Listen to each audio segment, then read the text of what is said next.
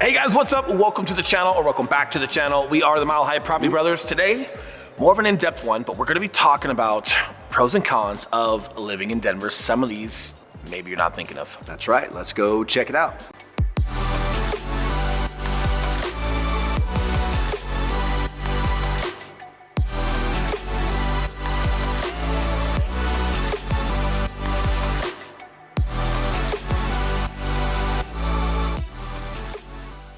What's up guys, I'm Eli Schmidt. This is my partner Will Grimes, and if it's your first time visiting the channel, welcome, and don't forget to subscribe, hit that notification bell. Guys, we drop a ton of content all week long telling you everything there's to know about moving to or living in Denver. 100%, and we are licensed brokers here in the state of Colorado, which means as much as we love making these videos, we would love more to help you with those real estate needs. It's that number that's popping up below. We are the guys who answer the phone calls, text messages, and those emails. So if there's something we can do to help you guys out, we would love to. But with that being said, let's talk about it. And before we talk about it, we're gonna go out and show you guys some different areas. But the main effort today is just going over pros and cons of living in Denver and something that you might not think about. So we're gonna start here. We're at the Pullman in the parking garage, if you guys can't tell where our office is. But we're gonna head out, show you some different areas, and while we're at those areas, we will be talking about them. That's right. All right, guys, we're gonna jump in Will's fancy new truck. That's what I said. I already said we're gonna jump out. No. We're gonna jump in Will's fancy new truck back here, and we'll catch up with you guys right over there.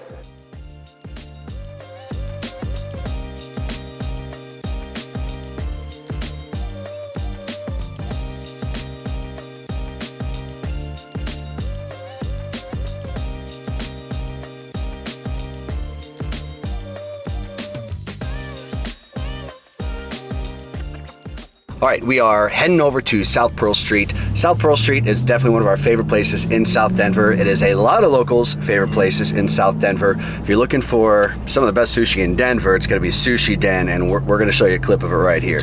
Right, and guys, so we are just south of I-25, not too far from like Wash Park, and I think just above like Harbor Gulch, super close to DU. But what's really cool about this area is you've still got cultured homes that are great, that are like just like the Denver feel that you might imagine, but you still have great big front yards, backyards, like you're not sacrificing a lot. And in addition to like the cultured homes over here, you've also got some new builds where they've scraped and they've created like that mid-century modern look. Is that what it's called? Yeah. Mid-century modern. Yeah. Really cool look, but it's also super close to Denver Tech Center, downtown. This is also, man, just a great area for like young professionals or even younger families, because you've got good Denver school districts over here as far as elementary schools. You've got a couple private schools over here, but as far as being centrally located, great food, great access to everything in Denver, this spot here is super hard to beat. All right, so we're gonna navigate these streets a little bit.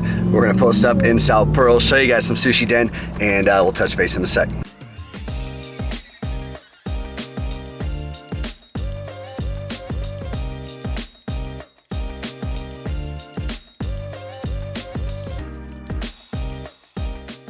All right, guys, we're back. We are here at Pearl and Florida, right? A little vloggy style. We've got actually a full vlog coming very soon on Denver, but we're going at this a little bit more of a vlog style just to give you guys a feel of what these neighborhoods feel like while we go through and just give you guys a tour and talk about these pros and cons. But I will say pro for sure is part of the food scene that's up and coming in Denver. Pearl Street is definitely one of those we've been talking about it since we started this video about Sushi Den. Don't quote me on this, but I'm pretty sure Sushi Den, literally the guy or the company that owns it hires their own flights to come from like Japan or something overseas, and they are actually the distributor for like all of the sushi places in the Denver metro. So they have like the freshest sushi ever.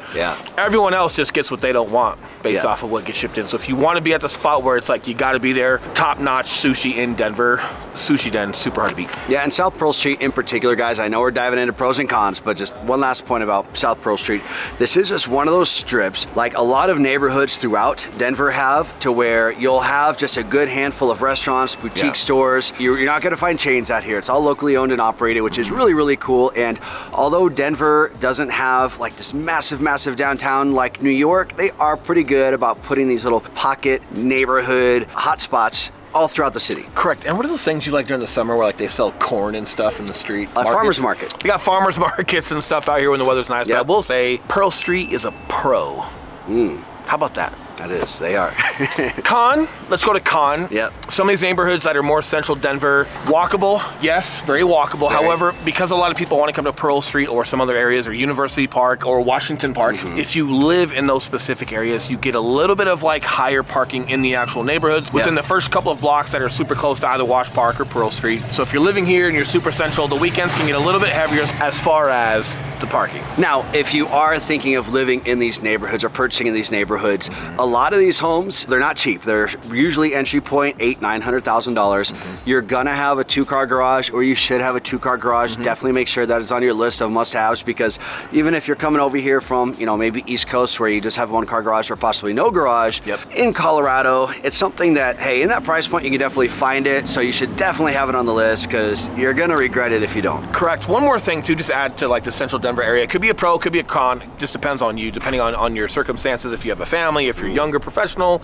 But I love Pearl Street because we are across just south of I-25, which means we are not as close to, well, so is DU, but I guess what I'm getting at is we're just east of the college, a little bit further away. So you don't have a ton of college kids living in this neighborhood. That's closer to the actual campus. So you're just far away enough to where you can enjoy this, but it's also quiet during the day, and you've got great lots. So if you have a family, if you've got kiddos that want to run around, but you want to be more centrally located, could be a great thing. If you are looking at being closer to the campus, maybe a little bit more further west would be better for you. Now, one more potential con for you are the lot sizes here in downtown Denver. Just Denver in general. You're gonna have lots that are right around 5,000 square feet. It's enough to hold a house and have a little backyard and a little garage on that backyard. And a lot of times you'll see a garage detached, a little courtyard area, and then the house. So if you are looking for a lot of space, Denver definitely is not the place, but hey, you've got the parks, which we're about to head over to right now. And just to be specific, because he's literally contradicting everything I said at the beginning of this video about how the lot sizes are good here. So specifically, as you get a little bit further into like the outskirts of the central Denver area,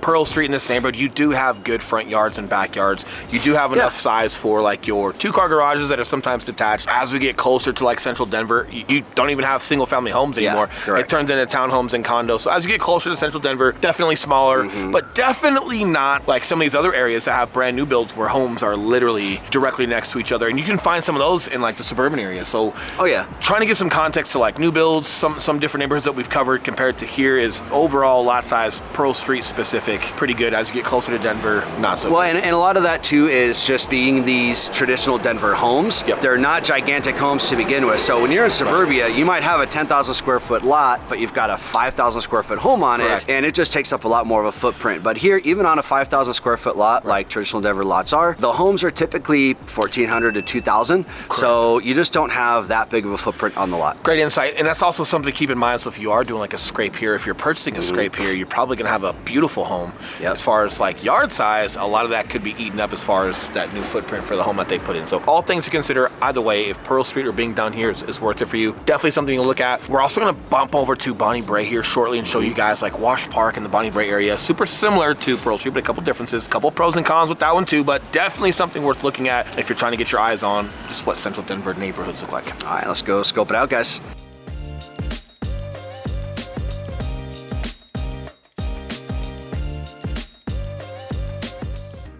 Of course, we could not get out of here before grabbing some food.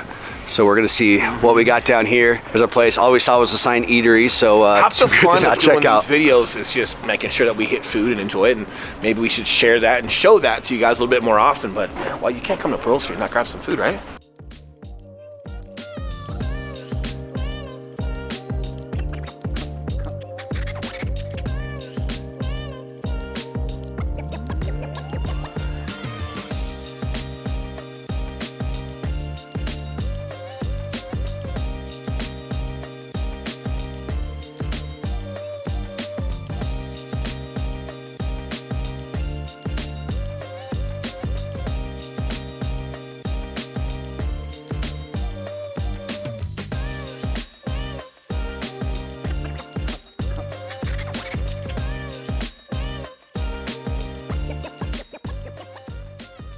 All right, guys, we're back. We are in like the Bonnie Brae area. Super cool spot. Again, similar neighborhood. This is gonna be, just for a reference, this is gonna be across the highway on the north side of I-25. Right now we're at like the 600 block in like Center Street. That's right, that's right. I think. And in case you're wondering what Will's eating, what do we got here, bro? Not eating anything. What do we got here? He's gonna talk pros and cons. Like for example, a pro is the appreciation in just Denver Metro. Just in Colorado as a whole, right? 16% the past 2 years. Yep, 20% in a lot of areas. They're seeing more over the next year. So like to see appreciation and value that you're gonna be getting in central Denver is great because Denver's surrounded by other cities and suburbia, so there is no more soil available. So the soil that becomes available is super valuable in addition to the home that you live in, because proximity to the heart of Denver, it's just harder to get into over time. So if you're looking at buying in central Denver, couldn't be a better time. That's right. Now let's dive into a con here. This is gonna be a con for some people. Not eating anything here. If I were eating, it's probably Bonnie Brae ice cream.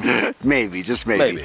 Con for some people, actually a pro for a lot of others. The Airbnb potential's out here. So we get a lot of call from investors, from people either looking to purchase something in Colorado that they can, Denver specifically, that they can rent out for a year or two until they get here. And ideally they want to do it via Airbnb. And then other people who are just wanting to buy an investment property in areas that are growing like Denver is. And Denver is not Airbnb friendly whatsoever. So, at all. Matter of fact, there's been folks that have tried that before and gone super great and pretend that it's their primary home. Got in trouble. They did a little bit of jail time for that, so not good. However, just to be clear, when it comes to like Airbnb, you can have rentals out here. As long as it's 30 days or more, as far as someone renting it, you're good to go. So if you... Or it's your primary residence. That's the big thing. But you can't rent out your entire house. It's got to be a certain number of rooms and things like that. But if you're having short-term rentals for either businesses that have people that travel that need to have something for a month or more, you can do those corporate rentals. Or just someone that needs to have that space for 30 days or more, you can do it. So as long as you're within those guidelines, you're great. And yes, a lot of those properties are still super successful in Colorado. It's just not from the Airbnb short-term rental standpoint. Right. Now, that is a pro to many, many Denver residents, because this is a hot spot. And you probably don't want, your house next door just being a party house all the time.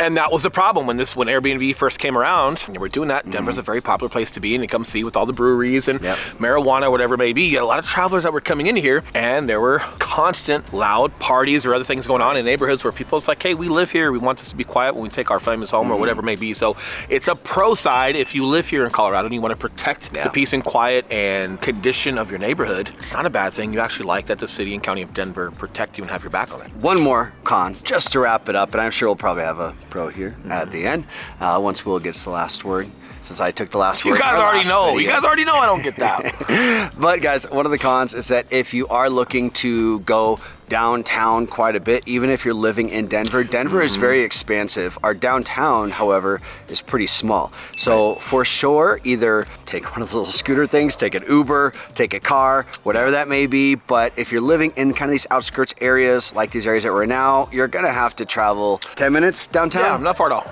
Not far at all. And I will just add to this, you're probably not spending a ton of time downtown. We've got great restaurants down there. 16th Street Mall is pretty cool. Pepsi Center that has the Avalanche and the Nuggets play. Coors Field where the Rockies play. That's what you want to call it. Still not a Rocky fan. We'll talk about that later. Broncos over at Empower Field. A lot of cool stuff. However, with as much outdoor experience as you have in Colorado, regardless of season, you're probably doing a lot more in the mountains and down in the springs or wherever it may be to just get outside and enjoy yourself. So not necessarily a huge thing, but as far as like overall transportation, depending on where you're at, it's not necessarily best. Uber or your personal car is not bad. The light rail is getting a lot better as far as going downtown, but I think car is still best.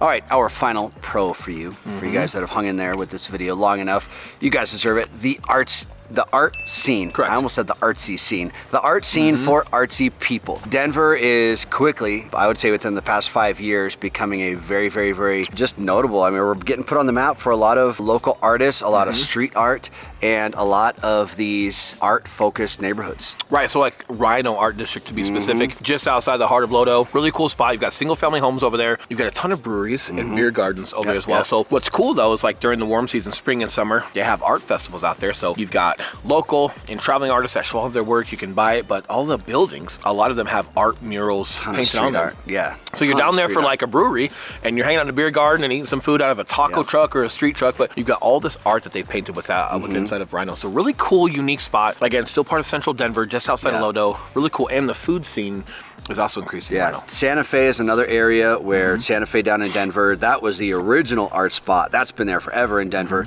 And they have First Friday Art Walk. So all these art studios down there, the first Friday of every month during the summertime, they all open their doors. It goes real late at night. There'll be food trucks, there'll be music, and just go get a glass of wine and walk and check out all these different art studios that are just open to the public, which is real cool. Right, and the bottom line is, guys, whether you're living down here in central Denver or if you're out in the outskirts of Castle Rock or Elizabeth, where we're at, as far as highways and byways and traffic. We do not have a huge traffic problem here. The infrastructure with our highways and other roadways really done well, especially compared to where some of these other folks come from. So even if you're not living down here, there's a ton of things that come down here for the weekends or a random weekday that you're off to experience something fun on a nice day like today. That's right. Definitely turn those stones and experience it. And definitely give us a call if you have any questions, because yes, we are licensed brokers in the state of Colorado. And yes, just as much as we love making these videos and eating this ice cream, we would love more to help you with your real estate needs. So that number that's popping back up below, we are the guys trying to the phone calls, text messages, and those emails. So if there's something we can do to help you guys, we would love to. But until next video or next week, see you guys soon. See ya. Just want to get you jumping in. It's so weird when you record me.